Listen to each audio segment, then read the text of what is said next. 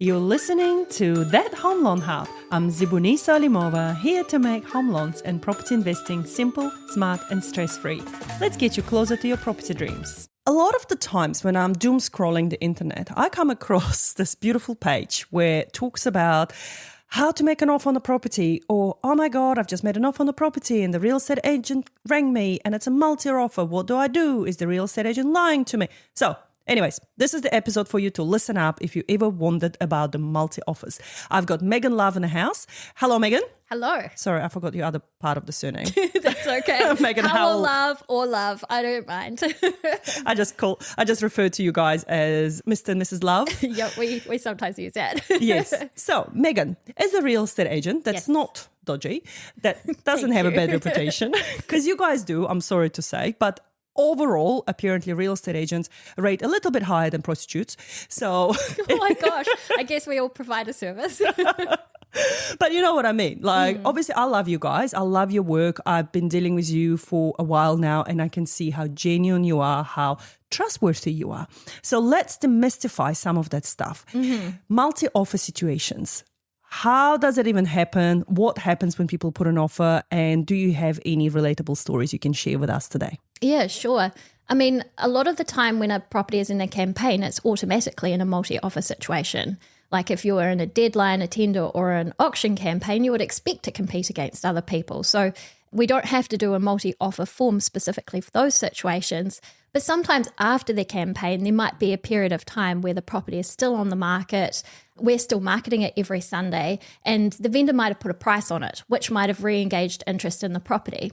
Suddenly, after maybe 4 or 5 weeks of not much interest, suddenly we get lots of interest. And we might have somebody saying, oh, I want to make an offer on the house. There's other people that also want to make an offer on the house. So that's where we go into multi-offer. It is quite regulated at Harcourts. We have to get a multi-offer form signed by all the people that are wanting to make an offer when we know that there's more than one offer. And we can only get that form signed once we've received the first offer. We give the multi-offer form to the second person. And when they also sign the form, we go back to the first person and say, okay, there's more interest. We all need to sign a multi-offer. And that tells them, put your best offer in. You're under competition now, so that everybody is aware of it. It's aimed to provide transparency rather than pressure. Okay, because a lot of buyers out there who are not aware of the process, and a lot of them will be the first-time buyers. They're doing it for the first time ever, and they're just driven by a whole lot of misknowledge and AI information. And their parents. And their parents. And their parents were buying in a market which maybe wasn't as regulated. And they might have had genuine bad experiences. Yeah. So it's not like you guys can make up those stories that suddenly there is a multi-offer, right? No. There's actually has to be an offer. Yeah, well, it can be audited. You know, we've got managers, and, you know, if any buyer wanted to question that, all they'd have to do is ring our manager and say, is there actually a multi-offer? And then she would demand to see all the paperwork. That's a really good tip. So I hope you guys are listening to this. If your agent is telling you there is a multi-offer and you've got questions and doubts about it, just call the manager of that company. But what happens when there is, like, for instance, there are some real estate agents that just work by themselves? Do they have a manager? Yeah, well, no, I can't comment on that. But okay. We work for a big company, so there's layers of management. So you can, our CEOs in Parramatta, like we're all on the internet, all our phone numbers are on the internet. Okay. Awesome. That's really, really reassuring to hear. And I just want to backtrack myself for a little bit. I have nothing against any other professions. Just saying, in case you guys listened in the beginning, you're going, oh my God, Ziboniso. But, I am a very honest person. I speak my mind. And all I'm saying is just I'm speaking the statistics that I've been reading out there. So nothing against any professions out there, whether it's real estate or not. Nice disclaimer. Look, at the end of the day, we're all humans and actually have clients from all sorts of walks of lives, right? And I think I wouldn't have those clients if they didn't trust me and if they didn't believe my genuineness. I never judge anyone by what they do. I judge people by their actions in terms of, if you're going to be a crap human being, just don't come to me. But if you're a good human being, I don't care what you do for a living. If you're making an honest living, everyone deserves a chance in life. Yeah, when I first started as an agent, I was a bit aware of the community opinion about real estate agents, and I've also been on some of the Facebook groups, and they're pretty ferocious. And it's also not always accurate. The information is not accurate. I very quickly unfollowed that page because I didn't find it very helpful, either in accuracy or, for my own mental health to read all of that stuff. I was about to say for our own mental health. Yeah, that's right. I tend to just focus on my work and get on with it. And, in the case of a multi-offer, it doesn't feel great to say to somebody, oh, you've been working on this offer for a couple of weeks, but in the meantime, we've been marketing it and now somebody else also wants to buy the house. I mean, it's one of those things that if I didn't tell people they were in a multi-offer, then I would feel worse though, because at least I've got them to the point where they are prepared, hopefully, to make their offer. We offer them as much help as they need. I'm happy to put conditions on for the lawyers or give them the opportunity to run things past their lawyer if they have a lawyer already, or suggest lawyers. But yeah, it's a case of being as transparent as possible with everyone to make it fair. Yep. And look, at the end of the day, I think the multi-offer has its own place as well, like for the vendors, because at the end of the day, you are working for the vendors and it's the best outcome for them. Like if I was selling a house, I want to have a multi-offer. Yeah. I want to have people competing for that property going, oh, we want this. But then if this one falls over because of whatever reasons, finance, builder's report, whatever, then we've got another offer to go back to. Yes, it's literally our job is to sell the house. I mean, we can't control whether the house sells. We're not that powerful, but we have to do the work to sell the house. Like we had one recently where we were negotiating with a buyer. The amount of money they were offering wasn't quite where the vendor wanted. So it was taking a while. In the meantime, we were still running open homes, private viewings. She'd put a price on because we'd run the tender campaign and we hadn't kind of got to the price that she wanted. And she needed a certain amount because she was moving into a retirement village. So all of a sudden, we got somebody else saying that they wanted to make an offer. We called for interest and there were two. So we had to interrupt proceedings. This is not very common, but it is something you can do. If the offer isn't signed and agreed upon and we get other interest, we are allowed to interrupt proceedings as long as we're transparent with the person we're negotiating with.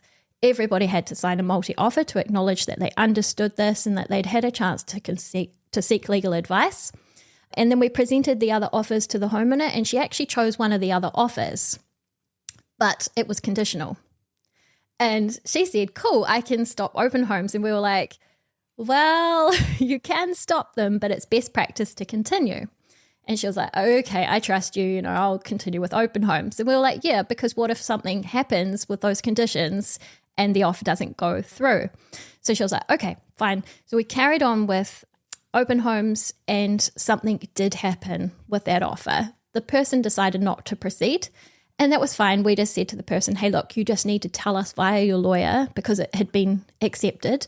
Just get your lawyer to write an email to the vendor's lawyer saying we're not proceeding. And that was fine. That offer finished. And in the meantime, we'd been running open homes. As you can see, there's a lot of work behind the scenes, even once an offer is accepted. And we got another offer. And these people had tradies in their family. They were really clued up on what is a house constructed of, how is it put together, how can it be repaired and fixed. And there was a bit of maintenance that needed to be done on this house, not excessive from what we could see, but a little bit to do. And these people didn't care about that because they were like, we've got people for this. We've got a family supporting us. We've got a really good understanding of the construction of a house. So, so their offer went onto the table. The vendor, in the meantime, is sitting there going, oh my goodness, what is going on? It was like a roller coaster for her. And we try and reduce the stress of everybody possible. Yeah. But at the end of the day, we have to keep going until that offer goes unconditional. Yeah. And they did go unconditional. And it's the best story ever. The vendor, when she met the buyers, they wanted to come round and take a selfie with the sold sign. She had a bottle of bubbly chilling in the fridge. Aww. And it was just like absolutely beautiful the way that she met them, and she was so grateful to them because then she could confirm on her next place. They were excited to get into their first home and like start making it their own. It was like, oh, love is in the air. Do you like that? Cheesy. I love that. I was like, did you just pull that love out? I planned that. That's beautiful. And I think that you also answered a very important question that I see being asked as well, where people go, hey, I put an offer. I'm currently, going through my due diligence, but how come the real estate agent is still advertising the property? How come they're still holding open homes? And you've just answered that. You've just nailed it. It's for that same reason, whatever due diligence you're going through, you may not like that property. You may pull out and that leaves the buyer, the vendor with a property that they can't sell. And there are multiple reasons why people sell houses, right? Yeah. As you mentioned, there might be someone that's going into retirement village. There might be someone relocating overseas. There might be someone upsizing or downsizing. So there's a lot of moving parts. So it's not like we're selling the house for the fun of it. No, definitely not. And you don't want to lose momentum in your campaign either, because then the buyers will come through and go, well, why has it been sitting on the market for 6 months? Yeah. And it's like, oh, well, that is what would happen if we stopped marketing the house until the due diligence has been done. And I mean, George and I, we encourage people to do due diligence. We say to them, if they don't know what conditions to put on, we say, phone Zebrunessa and ask her what conditions we should put on, or whoever their mortgage advisor is. But, Yeah, but finance is a big one for us, right? That's the one I'm responsible for. That's right. Or talk to your lawyer or, get advice on it. We also suggest commonly used ones like, are you using KiwiSaver? Do you need finance? Do you want a builder's report? Would you like to order your own limb? Would you like your lawyer to check the contract? We recommend that the lawyer checks the contract, especially with a cross lease, because we sell a lot of cross leases to first home buyers. That's another episode in itself. Yeah, we can record that. Okay. Well, thank you, Megan. Lovely to have you here today, and I look forward to having you again. Thank you. Bye. And that's a wrap on That Home Loan Hub. Don't forget to hit subscribe and join me next time for more property tips and tricks. Your next smart move starts here.